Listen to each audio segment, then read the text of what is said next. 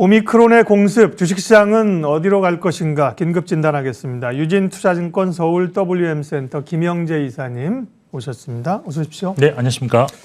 오늘 사실 한 2% 급락하면서 출발할 줄 알았는데 그에 비하면 상당히 선방을 하고 있는 건데요.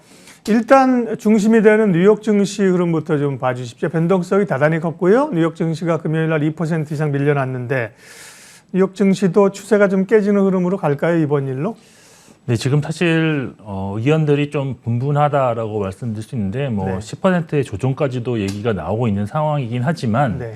전 개인적으로는 아직까지는 좀 지켜볼 필요가 있다라고 말씀드릴 수 있겠습니다.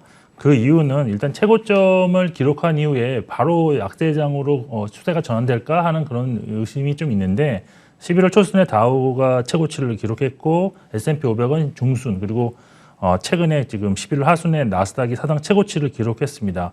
그래서 이게 만일 바이러스가 정말 최초로 발견돼 가지고 정말 공포감이 엄청나게 나타났다 하면 뭐 약세장으로 바로 전환 가능하겠지만 이번 변이 바이러스 출현이 사실 첫 번째도 아니고 13번째인 것입니다. 그래서 악재로서의 파급력은 그나마 좀 경험을 많이 해놓은 상태이기 때문에 좀 약화될 가능성도 있다라고 할 수 있고 그리고 현재 그 바이러스에 대한 그런 특성이 아직은 정확하게 발표되지 않았다는 것도 좀 고려를 해야 되는 것 같은데 이 파급력이 좀 과장될 수도 있지 않겠느냐는 그런 생각이 사실 오늘 우리 시장에서도 어떤 긍정적인 모멘텀으로 작용했을 것 같은데 사실 지금 미국 증시가 사실 조기 긴축에 대한 우려감이 사실 좀 있었습니다. 그래서 한번 조정이 나와야 할 자리에 지금 변이가 나타나서 어떻게 맞물리면서 좀 급락을 했을 수도 있기 때문에 조금 지켜보셔야 될 수도 있고 그리고 또 하나 이제 또 양날의 검이긴 한데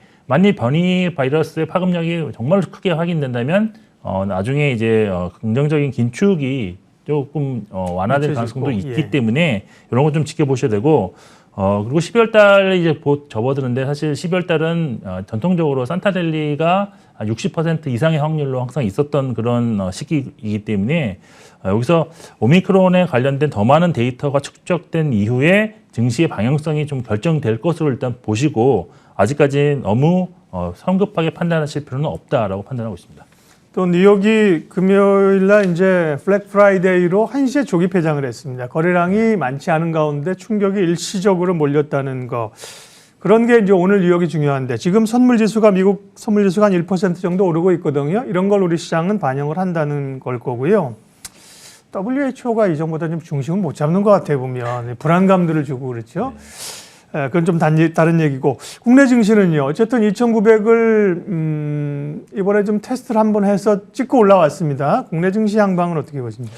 네, 국내 증시도 사실 이미 오늘 이제 어떤 흐름이 좀 나타나고 있기 때문에 이런 방향으로 또 계속 갈 것 같다라고 말씀드릴 수 있습니다. 지금 사실 국내 같은 경우는 뭐 사상 최고가가 아니라 이미 코스피도 그렇고 코스닥도 일단 추세가 무너지면서 약간 조정에 이미 진입해 있는 그런 시기였기 때문에 이런 것들이 좀 더 조정이 연장되는 것으로 일단 해석이 가능하다라고 볼 수가 있겠고 그렇지만 그렇다고 해서 큰 폭의 조정으로 이어질 것이냐는 거는 국내적인 요인뿐만 아니라 그거는 세계적인 글로벌 어떤 증시 움직임이라든지 아니면 연준의 어떤 스탠스 변화 이런 것들에 좀 좌우되지 않겠느냐 해서 일단은 큰 폭의 조정보다는 일시적 조정 이후에 좀 시장이 어떤 방향성으로 갈지 관망하는 장세로 좀 전환될 가능성이 있다라고 보여집니다. 그리고 또 하나 이제 많이 좀 예를 드는 것이 지난 7월에도 사실 델타 변이라는 강력한 변이가 나타났을 때 시장이 좀 조정을 받았긴 했습니다. 하지만 조정받은 이후에 약간 횡보하는 그런 방향으로 갔기 때문에 이번에도 약간 그런 거랑 동일한 현상이 나타나지 않을까라고 판단하고 있고 그보다 더 앞서서 예상한다는 것은 좀 무의미하지 않겠느냐라고 판단하고 있습니다. 네. 근데 델타 변이는 사실 충격이 몇 개월에 걸쳐서 꽤 좀 있었다. 지수도 좀 그러니까 이제 오미크론이 거기까지 갈 건지 안 갈지는 모를 거지만 델타 변이 정도 된다고 하면 충격을 좀 각오를 해야 되는 거 아닌가요?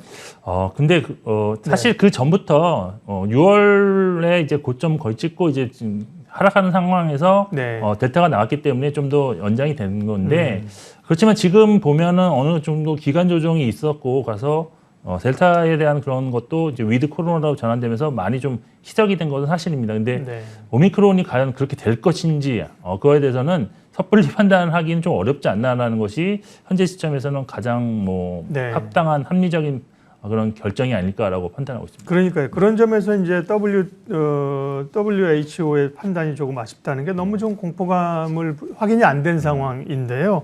그런 게 있었고요.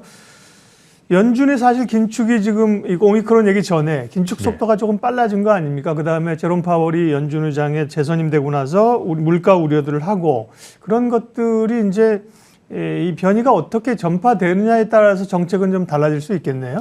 네, 그렇게 네. 일단 볼 수밖에 없는데 그렇지만 지금까지 최근 단기적으로 보는 그런 네. FOMC 그 연준의 입장은 좀 11월 그 의사록에서도 알 수 있듯이 긴축의 어떤 조기 정책을 긴축 정책의 조기 실시에 찬성하는 그런 의견들이 조금 있었습니다. 그래서 변이 바이러스가 출현했지만 아직까지는 파급력도 확인되지 않은 상태에서 이런 긴축으로의 선회를 갑자기 그 선회 중단하거나 이러지는 않을 것 같고요. 따라서 긴축 정책을 고수할 가능성이 있다고 보여집니다.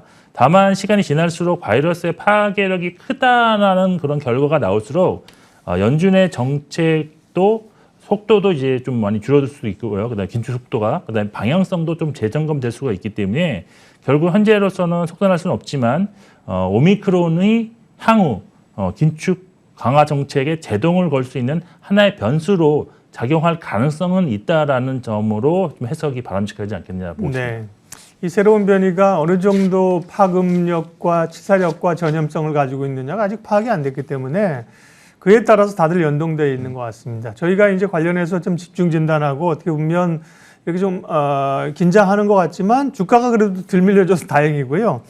물가 상승 우려는 사실 이 얘기가 아니더라도 지금 계속해서 발목을 잡고 있는 거 아닙니까? 네. 그래서 그래서 물가 상승, 공급망, 바틀렉, 금리 오르고 이러는 건데 물가 쪽 동향은 어떻게 보세요? 네, 사실 물가가 이제 인플레이션이 이제 얘기가 지속되고 있는데 변이 바이러스가 나타났기 때문에 인플레에 대해서는 좀 더 걱정이 되는 것이 좀 현실이라고 볼 수가 있겠습니다. 그거 왜 그러냐면 아무래도 이제 각국의 재봉쇄 정책이 계속 지속될 가능성이 더 높아진 거고 그렇게 된다면 결국 구인난은 좀 더 힘들어지지 않겠느냐라고 볼 수밖에 없습니다. 이럴 경우에는 사실 최근에 그 인플레이션이 이제 공급이 좀 부족해서 인플레이션이 지속되는 경우가 많은데 물류 리스크가 좀 더 심화될 가능성이 있기 때문에 결국 인플레이션은 지속될 수 있다. 그리고 만일 이런 것도 있습니다.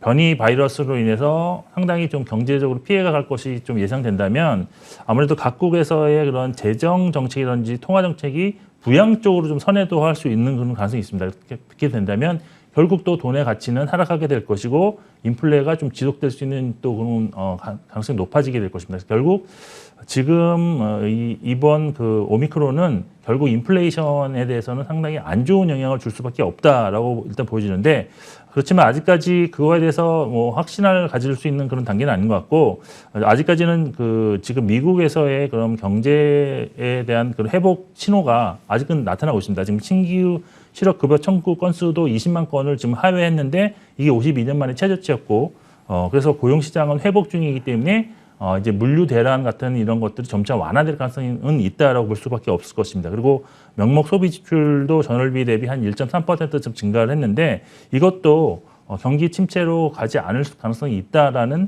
그런 시그널이 되고 있기 때문에 결국 미국의 그런 고용지표, 소비지표를 좀 주목하시면서 시장의 방향성을 좀 보실 필요가 있다라고 보고 있습니다. 유진투자증권 김영재 이사님과 함께 오미크론의 충격, 시장 영향들 분석하고 있습니다. 이제 앞으로의 여러 변화들은 이 바이러스의 변화 양상에 따라 달라지기 때문에요. 예측하기가 어렵고요. 대응이 중요해서요. 관련주나 섹터 대응 전략으로 넘어가도록 할게요. 그러면 일단 이런 변이 바이러스가 나타나면 백신 관련주나 진단키트 관련주가 움직이고요. 지난 주말부터 좀 움직였잖아요. 이런 섹터에 대한 전략은 매수 구간이 유효합니까?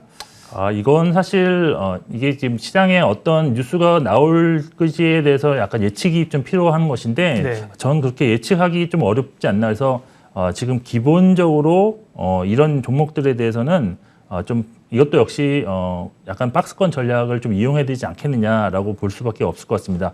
그렇지만 최근에 보면 사실 변이 바이러스가 갑자기 등장을 했지만 그 전부터도 이런 뭐 진단주라든지 뭐 진단키트주, 백신주에 대해서는 수급적으로 상당히 양호한 그런 흐름을 보였습니다. 지금 제가 대표주인 그 시젠을 좀 살펴보니까 네.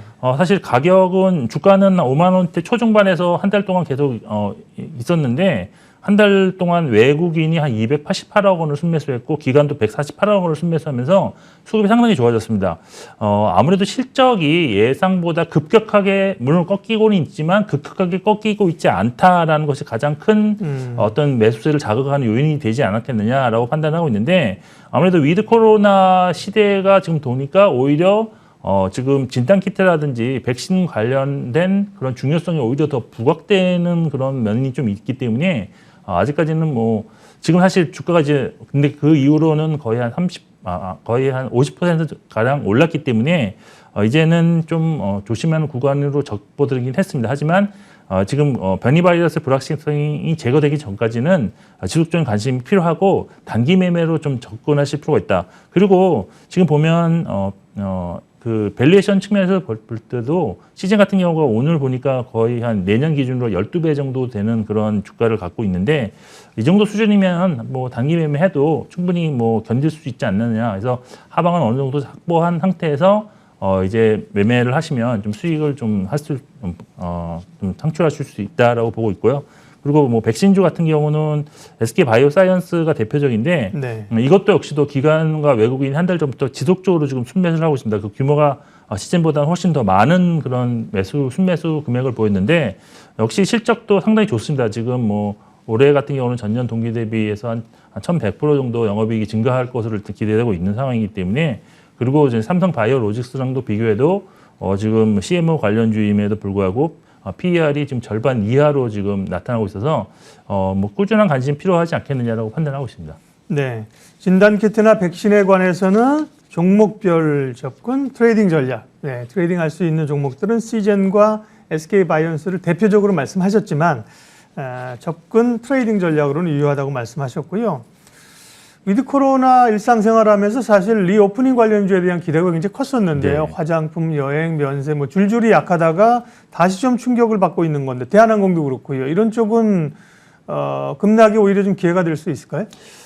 저는 사실 위드 코로나가 되면서 네. 이런 종목들에 대한 관심이 더 크게 나타나지 않을까라고 생각을 했는데 실질적으로는 그렇지 않은 것이 좀 확인되고 있습니다. 왜 그러냐면 위드 코로나로 가니까 확진자는 오히려 지금 급증하고 있는데 그 급증 양상이 상당히 좀 예상보다는 빠르지 않느냐라는 것도 있고 또한 확진자가 급증하면서 이제 자가격리라든지 아니면 밀접 접촉자로 분류되는 경우가 훨씬 더 빈번해졌습니다. 그래서 이게 또 지금 유럽에서는 또 재봉세가 또 뭐 나타나고 있는 그런 상황이기 때문에 이런 위드 코로나 관련주가 실적 회복으로 가는 그런 기간까지는 상당한 시일이 소요될 수밖에 없다는 그런 공감대가 좀 형성 중에 있다고 보고 있습니다. 그리고 지금 백신 같은 경우에도 물론 백신 접종을 완료했지만 이 효과가 너무 지금 짧다는 것이 지금 지금 계속 경험적으로 나타나고 있고 예. 또한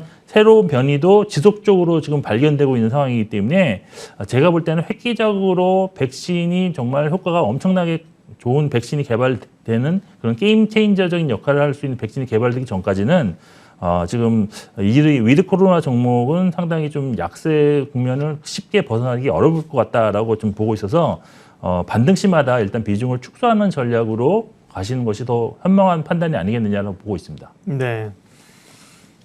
새로운 변이가 나타나면서 시장에 긴장감을 줍니다. 물론 낙폭으로 오늘 좁혀가는 게 다행스럽고요. 뉴욕 증시 강하게 좀 돌아서주고 우리 주식시장도 조금 더 올라주길 기대합니다만 변수가 남아 있습니다. 전략 한번 정리해 주시고요. 사실은 기존에는 변이 전에는 우리가 이제 섹터 전략을 고민했습니다. 네. 뭐 반도체로 가야 되느냐, 바이오로 가야 되느냐. 근데 시장에 대한 판단이 또 필요했고요. 그런 거에 덧붙여서 섹터 전략까지 말씀해 주세요. 네, 일단 지금 현재 시장에서 가장 크게 걱정되는 부분은 레버리지를 사용한 투자자들이 이제 변동성 확대에 따른 위험이 좀 노출이 좀 강하게 지금 전개될 가능성이 있다라는 점이기 때문에 혹시라도 모를 좀 충격에 지금 연쇄적으로 또 이게 반대 매매가 나올 수 있는 그런 상황도 나타날 수 있기 때문에 어느 정도 좀 위험을 좀 축소시키는 전략으로 가시는 것이 가장 현명한 것 같고요. 그리고 사실 국내 증시는 뭐 세상 최고가를 기록한 것도 아니고 이 증시의 조정을 상당히 많이 받아온 상황입니다. 그래서 제가 볼 때는 이미 뭐 매도를 하실 분이라면 미리 매도를 많이 해서 현금을 좀 확보하실 것이 아닌가라고 기대를 하고 있어서 일단 그런 분들은 이제 이번 기회를 통해서 저점 매수가 가능할 것이다라고 볼 수 있고 그리고 사실 근데 이제 바로 여기서 치고 나가지 못할 것이라는 것은 아까 말씀드린 것처럼 바이러스에 대한 어떤 특성이 확정되지 않았기 때문에 이런 불확실성을 싫어하는 증시 속성상 상당히 오랜 기간 한 몇 주 동안은 관망세가 오히려 가장 나타날 것으로 일단 볼 수밖에 없습니다. 그래서 이런 것을 종합해서 결론을 낸다면 매도보다는 일단 관망을 하시되 내년 성장이 확실한 종목 위주로만 저점 매수 기회를 좀 탐색하는 전략으로 당분간은 나가시는 것이 가장 좋지 않겠느냐라고 판단하고 있습니다. 네, 그러면 방향성은 잡았고요. 그렇게 뭐 내년을 보거나 섹터 쪽 좋게 보시는 쪽은 어디에? 일단 저는 기본적으로 최근에 이제 리포트들에서 내년이 정말 좋아진다라는 그런 종목들이 몇 개가 나오고 있습니다. 그래서 네. 로포주가도 상당히 뭐 높게 잡은 리포트들이 나오고 있는데 일단은 그 IT 부품 쪽에서 좀 괜찮은 종목들이 많이 보이고 있고요. 네. 예를 들어서 어제 리포트 상당히 좋게 나왔던 이수페타시스 같은 종목 나쁘지 않을 것 같고요. 여기에 지금 이제 지금 삼성이 이제 시설 투자가 곧 진행될 예정인데 이에 관련해서 반도체 장비 쪽 그다음에 뭐 공장 시설 투자 관련 쪽으로 저는 STI라는 종목도 좀 관심 있게 보실 필요가 있다라고 보고 있어서 일단 IT 쪽으로 좀 더 포커싱을 맞추고 있는 상황입니다. 네.